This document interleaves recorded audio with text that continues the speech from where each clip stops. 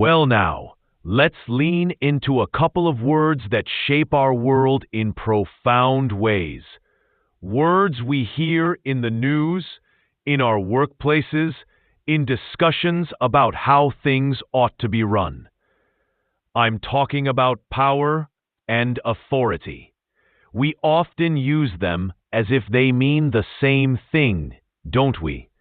That person has a lot of power. That person is in a position of authority. But I've found that the wise person, the person who really wants to understand how human affairs work, takes a moment to see the distinction. It's a subtle difference, perhaps, but it has massive implications. This isn't just some dusty topic for professors in ivory towers. This political philosophy of distinguishing power from authority. No. Understanding this difference is practical. It helps us make sense of leadership, of governance, of why some efforts succeed and others fail. Whether we're talking about a nation, a community, a business, or even a family. It's about the very fundamentals of how we organize ourselves and get things done together. Have you ever been in a situation where someone made you do something, perhaps through sheer force of will or position, but you didn't really agree with it? You complied, but grudgingly. And have you ever been in another situation where you willingly, even enthusiastically, followed someone's lead, trusted their judgment, believed in their direction? That feeling, that difference you sense right there in your gut, that's a pretty good starting point for understanding the distinction between mere power and true authority. Let's first consider power. We've talked about power before. In its simplest form, power is the ability to act, to influence, or to compel an outcome. It's the capacity to make things happen, to overcome resistance. It might come from physical strength, from wealth, from knowledge, from a strategic position. Power is about can do. I can make this happen. It's like raw electricity, a potent force capable of immense work, but also capable of causing a great deal of damage if it's ungrounded or uncontrolled. It's a fundamental energy in human interaction. Someone with power can get your attention, that's for sure. But now, let's look at authority. This is where things get a bit more interesting, a bit more refined. Authority is not just the ability to compel, it's the recognized right to direct and to be obeyed. It's power that has been legitimized. It's when people consent, implicitly or explicitly, to be guided or governed. It's not just can do, but has the accepted right to do. This acceptance, this legitimacy, is the cornerstone of authority. Where does this recognized right, this authority, come from? Well, thinkers who've pondered these things point to a few common sources. Sometimes it's traditional authority. We do it this way because it's always been done this way. Think of the respected elder in a village whose wisdom and experience grant them a natural authority. Their position is validated by custom, by history. Then there's what they call charismatic authority. This flows from the personal qualities of an individual, their extraordinary vision, their heroism, their integrity, their ability to inspire devotion and trust. People follow because they believe in the person. This is a powerful source of authority, often able to motivate incredible efforts. And in many modern societies, much authority is rational legal. It's based on a system of established laws, rules, and procedures. The authority comes from the office, not just the person. A duly elected president, a judge appointed through a proper process, a manager whose role is clearly defined in an organization. Their authority derives from the legitimacy of the system itself. So, here's the crux of it, the crucial distinction. Power can be understood as might, while authority involves right. Power can force compliance. Authority invites cooperation. Power can exist without authority. The armed robber has the power to take your wallet, but he has no authority to do so. The dictator might rule by the power of his army and secret police, but if the people don't see his rule as legitimate, he lacks true authority. He has control, but not the willing consent of the governed. And it works the other way too sometimes. You can have a degree of authority with surprisingly little raw power. Think of a respected teacher who has no means to force students to learn, but through their character and skill, commands their attention and inspires their effort. That's a form of authority. Now, power and authority are not always separate. They often interact in fascinating ways. Ideally, those in positions of authority also possess sufficient power to carry out their responsibilities effectively. A leader with great ideas and legitimate authority, but no resources or ability to implement those ideas, might find themselves unable to make a meaningful impact. It's like having a beautifully drawn map, but no vehicle to make the journey.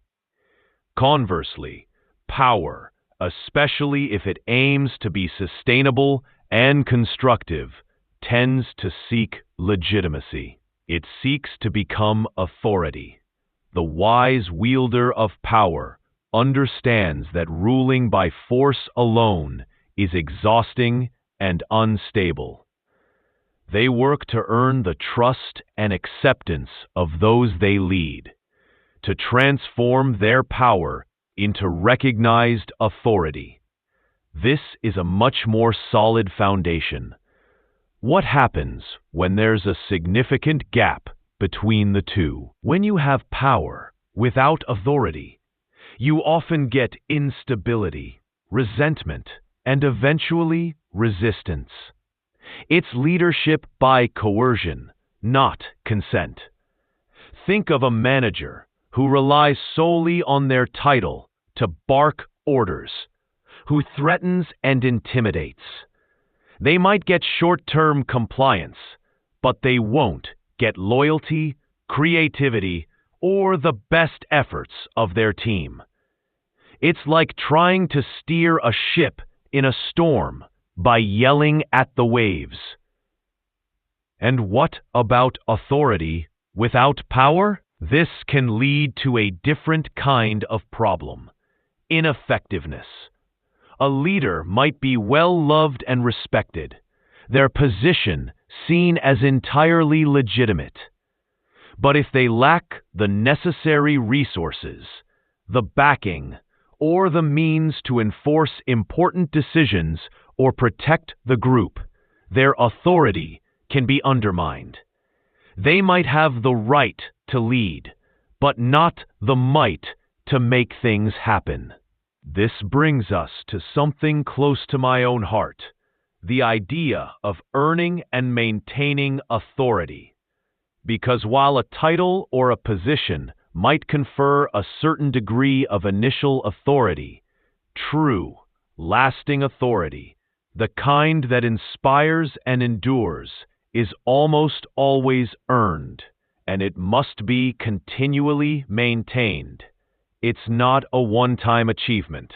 How do you earn this genuine authority? Well, first, through competence and results. People tend to grant authority to those who know what they're doing, who can get things done, who can solve problems, and lead the way to success. Performance matters. Second, and perhaps most importantly, through character and integrity. Are you a person of your word? Are you fair? Are you guided by sound principles? Do you act with honesty, even when it's difficult? People will not long grant authority to those they cannot trust. As I've often said, what you are speaks so loudly, people can hardly hear what you're saying. Third, through service and genuine concern for others.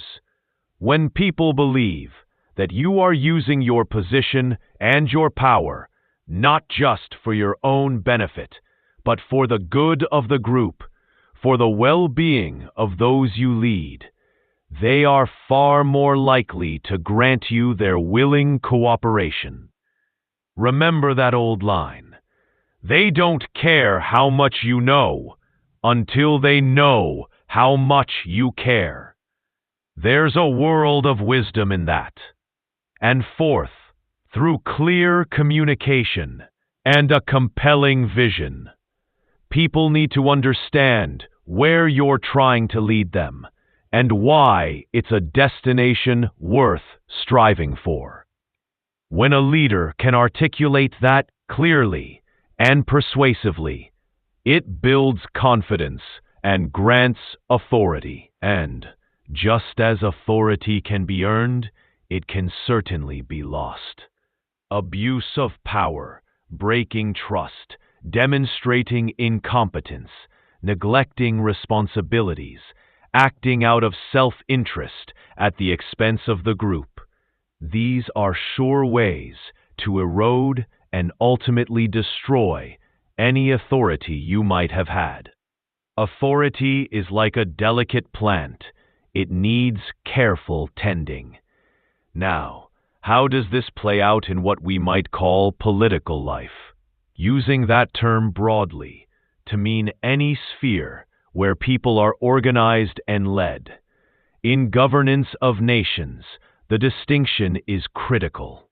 A respected statesman or stateswoman governs with authority, deriving their mandate from the consent of the governed, upheld by laws and institutions. A dictator rules by power, often through fear and repression. One system tends towards stability and progress, the other towards turmoil and stagnation. In the world of business and organizations, think of the difference. There's the manager people follow because they respect their expertise, their fairness, their vision. That's authority. Then there's the boss. People only obey when they're being watched. The one who relies on threats or their official title. That's mere power. Which one do you think gets better results in the long run? Which one builds a stronger, more committed team? Even in our everyday lives, in our families, in volunteer groups, these dynamics are present. Who are the people whose opinions are sought, whose advice is heeded, whose lead is willingly followed? Often it's not the loudest or the most forceful, but the one who has earned that informal authority through their wisdom, their character, and their care. So to bring this inquiry to a point, power is a fact of human interaction. Authority is an achievement. Power is about capacity. Authority is about legitimacy. The wise pursuit, then, is not for mere power, but for genuine authority. Because authority, rooted in trust and consent, is far more potent, far more sustainable, and far more constructive in the long run. For those of us who find ourselves in any position of influence, no matter how modest, the invitation is to focus on earning that trust, on demonstrating character, on serving well, on communicating clearly. This is the pathway to true authority, the kind that doesn't need to shout to be heard. And for all of us, as members of various groups and communities, it's useful to learn to discern the difference. To whom do we grant our allegiance, our cooperation? Let it be to those who have earned the right to lead, those who operate from a foundation of legitimate authority, not just raw power. Understanding the distinction between power and authority gives us a clearer lens through which to view the world, to make better choices, and to contribute to building healthier, more effective, and more just organizations and societies.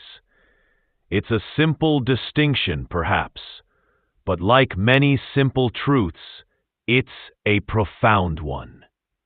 Ponder it and see how it applies in your own sphere of influence.